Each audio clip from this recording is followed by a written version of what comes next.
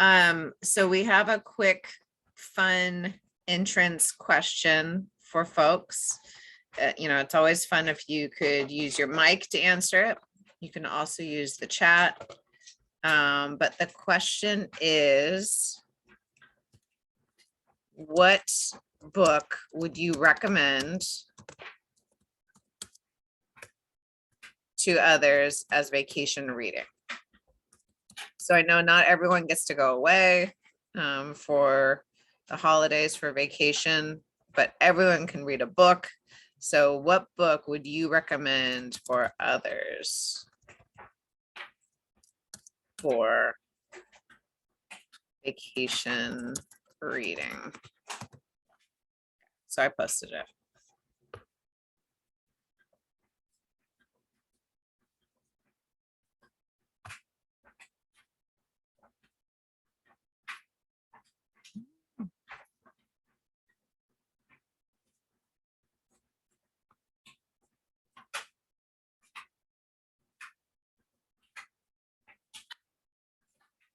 So far, I see The Book Thief or The Great Divorce.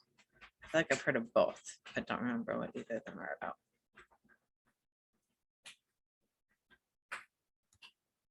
Hi, Samantha. How are you? Hi. Long time no see. Hi, Jennifer. It's my first day back to work. Well, congratulations. I'm so glad you're back. Me That was a long too. time. Yeah, it's been a long recovery, but I'm excited to be back and your hair looks great. Oh, that's Got very it cut and kind. styled so cute. Looking good. Thank you. Yeah. Yeah, no, we missed you, but your team did a fantastic job during your absence. And so missed a few things, but so our topic of conversation right now as we're coming into the room is just your book recommendations for others for their vacation time. Oh, that sounds great. It's good to see you. Yeah, it's so good to see you. So my recommendation would be about Winston Churchill, but it's by Eric Larson, who, if you've read Devil in the White City, is a very fun, easy to read author. But the book is called The Splendid and the Vile. So that's my rec. Any other recommendations? I bet. I'm a big beach read fan in general. So I am into Chanel Clayton's historical fiction. So they're good. But my favorite is When We Left Cuba. Oh, interesting. I mean, it's such a nice way to learn about a place and history. That's great. We love Cuba. Good. All right. Any other ideas out there? Okay, Kelsey, how about you? Here, I'll turn my camera on. I realized I turned it off. I'm on a kind of a Murakami binge right now. I think I was telling some of you that earlier. Oh, yeah. So I'm reading Hard-Boiled Wonderland and the End of the World. That's a hard title to remember right now, which is a fascinating book. I don't know that I'd call it quite that vacation-y beach read. A little more surreal, trippy than anything else, but I've really enjoyed it. I would recommend it. Oh, that's great. Yeah, Murakami is so interesting. I honestly don't know if I've ever read anything from him, but I'm told again and again that I should. So this might be the time. All right. So thank you everyone for sharing that information with us. I think we're mainly here. So the topic today is about what you've done differently to respond to the pandemic when it comes to your coaching services, and from the things that you've done differently, what you were going to continue. So what we're going to do is do 2 small groups, very small groups, where you're going to have a chance to talk and have one note taker adding to the Padlet about it, about your conversation, and then we'll come back as a whole group and you will share with the other groups, since we'll just do 2 groups. So Kelsey is putting the Padlet links into the chat right now. And if you could capture I guess they don't know if they're going to be in group 1 or 2 though, would be. Yeah, and you should be able to access that chat when you go into a breakout room. But if you have any trouble, I can also always hop in and share that link. Okay, great. So the questions, the big idea is what you did differently and what you'll keep. But the specific questions that you can capture information on the Padlet to respond to, specific questions are: what new strategies, technologies, and or practices did you start using during COVID? I'm going to put these in the chat too. What worked and what didn't? Why do you think that is? What do you plan to continue doing? And what will this mean for your budget, your staffing, etc.? So what we'll do is we'll have 15 minutes of conversation in small groups, and we'll check on you and see if that's enough time. And then we'll come back to the main group, and the 2 groups will share out the big ideas. Questions about how that will go?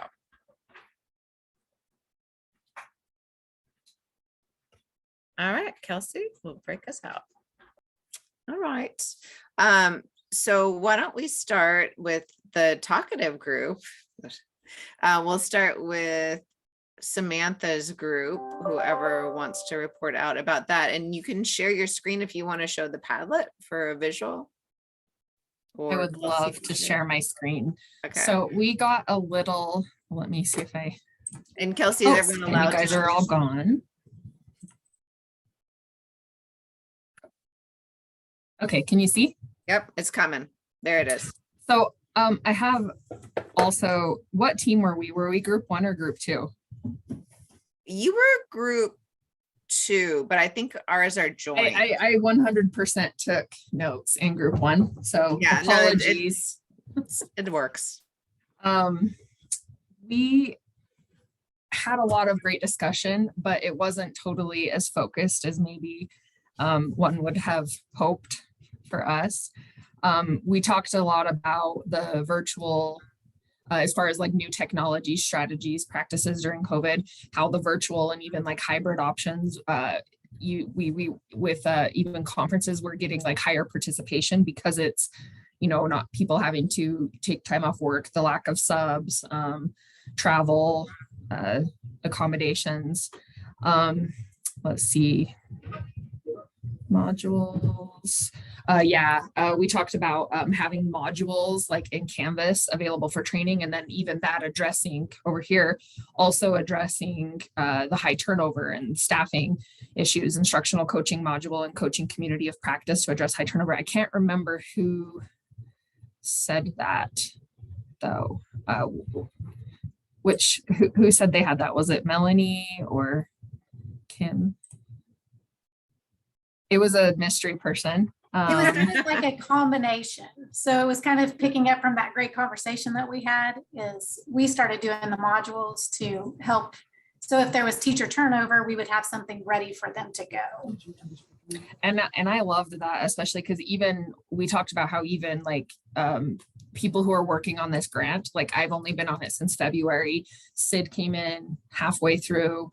So kind of figuring things out as we go versus having SOPs or like coaching modules. I'm actually going to try to be put together a resource for the coaches, maybe using Padlet or something for our coaches, like even down to, because when I got made a coach, invoicing, what is the expectation? How often are we reaching out? What things are approved versus you need to get approval for, like there, because even in talking in our groups, I felt like some of the coaches some of them were kind of just doing their own thing and some of them were really unsure. So I really loved when she brought up the idea of the module.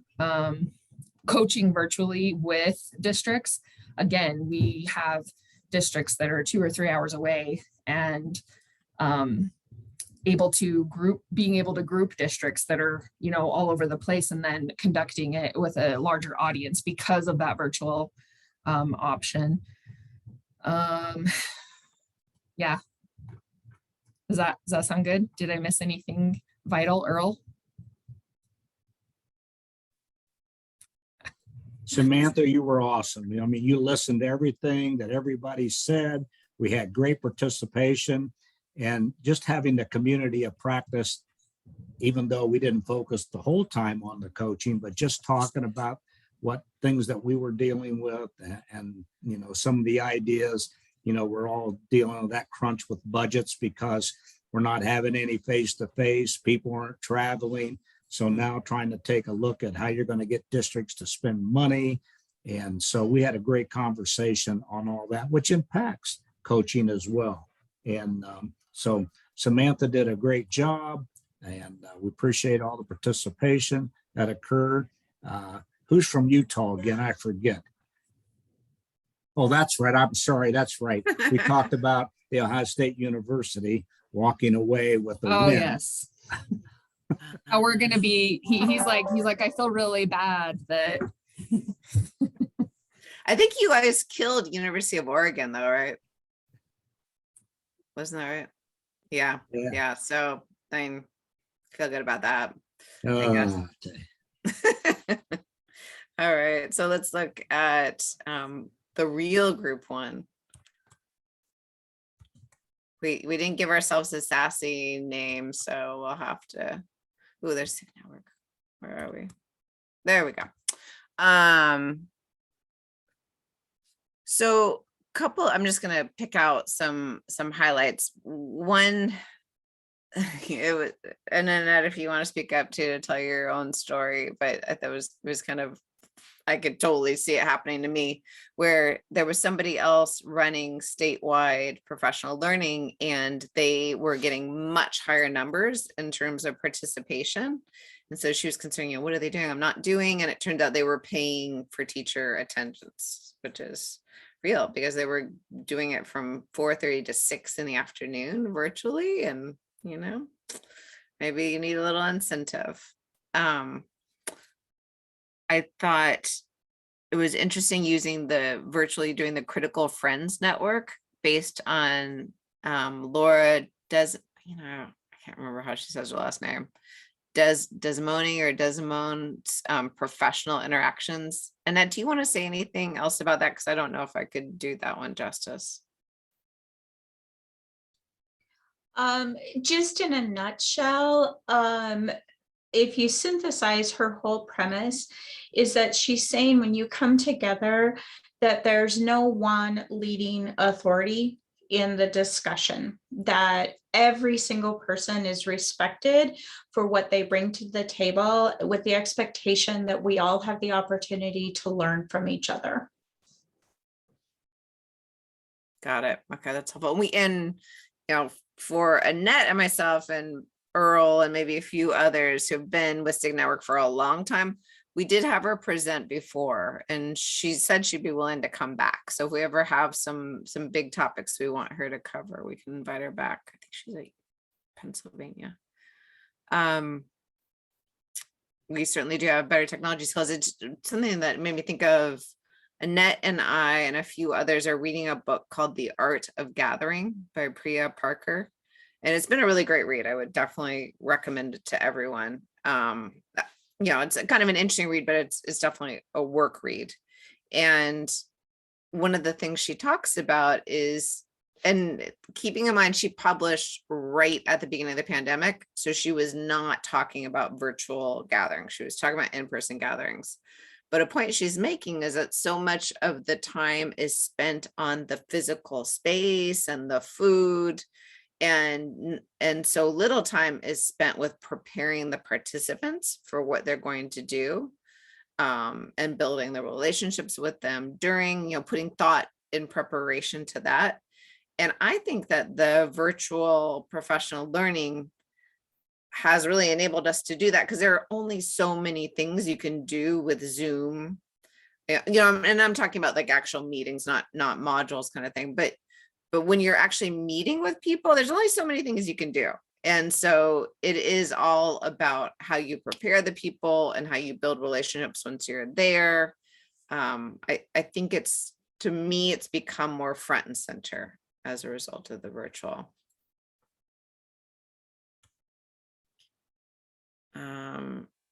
In terms of what worked and what didn't, the conversation kind of bled across the different categories. But certainly, I think people generally thought the virtual worked. The comment about hybrid, I've heard before that to get momentum going, you do need some kind of initial in-person or relationship building at times. I am guessing that you might be able to do that virtually anyways, like Annette, I think you all have been successful. And I guess my question would be, Annette, were you all ever meeting in person with this group, or have they always been virtual? The racing group. My initial intent was to always meet with them virtually, just distance. I mean, I'm centrally located, and to reach the closest school for me is an 8-hour drive. And then there's really no food, there's really no hotels. I mean, that's another, hour and a half drive to get those. So, yeah, they did have me come face to face. We're finally able to. I had one of my schools this fall have me come face to face, and they really appreciated that. And I'll keep that model of when they request it. But we have to jump through a lot of hoops to go face to face. So their request has to be really worth my time. Like almost a full day training. It's so arduous to get permission to travel. Yeah. So this idea that hybrid could potentially be the best option, that you have some kind of face-to-face, but then you follow it with virtual. But my comment was, I think you could probably still build relationship all virtually, but might be a little bit more challenging to get that initial speed going. Was Utah, were you all going to say something? Yeah, I was going to say, Annette, haven't you found one of the things that I found is when we went virtual is now that everybody knows how to do a Zoom call. Before the pandemic, you didn't know how to do those things so readily, but it does put us in those faraway schools, right? Like the ones that you could never reach to, some of the smaller ones, some of our schools on the reservations that we haven't been able to. All of a sudden, we're zooming into their meetings. And so it has put a different kind of a connection. Where I don't have to do that difficult travel requests, but I still can connect with people who need help. So I've really appreciated that opportunity. I think that's a very big positive that it forced us to learn how to do that. Even with this group, right, Jennifer? Like it just forced us to find a way to meet. Yep, absolutely. So. And I also we have about four minutes. So I just wanted to point out a few high level ideas. One was setting up communities that can support one another so that it's not all from the state level. Giving adults choice in options for pre-learning. So they could listen to a podcast, they could do a reading, they could do a module, all getting them to the same kind of pre-learning so that their time with other people, albeit virtually, is well spent. And then ways to reflect on their learning like Flipgrid and Jamboard. Determining, maybe new populations that you hadn't been working with before, like the paraprofessionals that you have more access to, and then continuing to place more emphasis on the qualitative aspects of the work. And so your impact, looking at that qualitatively, and that administrators can be effective coaches. So those were our big findings. Any last thoughts before I talk about our next meeting?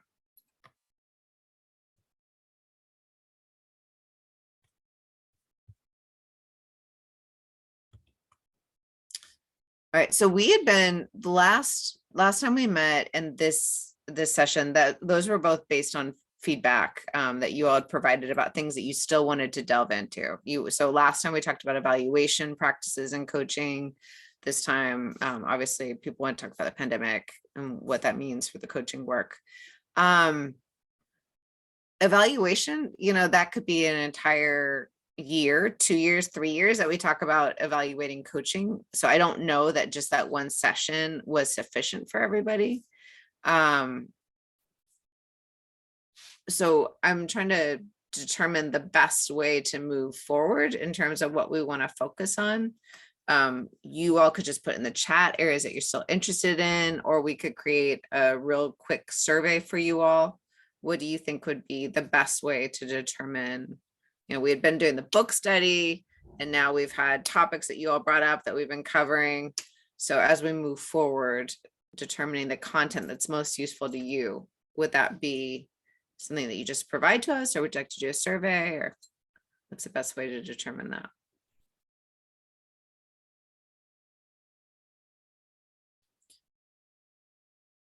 And Samantha, were you talking, or you were probably just having an internal? I was conversation. I just wanted to make sure. asking her, but Okay, she good. does have. I was yes. checking for clarification. Jennifer, when you Sure. asked that, was it in regards to coaching, since this is a coaching one? So just any topics or things that we'd want to discuss about coaching, right? That's right. Just for this coaching, I'm just talking about the coaching community of practice right now, because we played out our book Mhm. study. We finished that and then did a Which is fine. survey, and then we've responded to those topics specifically. And Have so, you, yeah. have you had examples like people who are coaching professionals come on and like talk to us? I know that we did with that book study, like with those articles, like those guys, I found that incredibly helpful. I really enjoyed that because I could read about it and then they would talk with us. So I thought that was Yeah. great. Great. But or I don't know, but this is where I want feedback from the groups. So I'm talking about it verbally. Is like, we have state coach.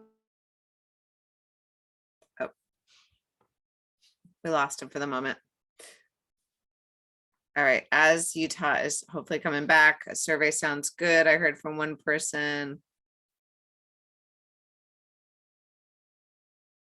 Sounds good to you. Okay.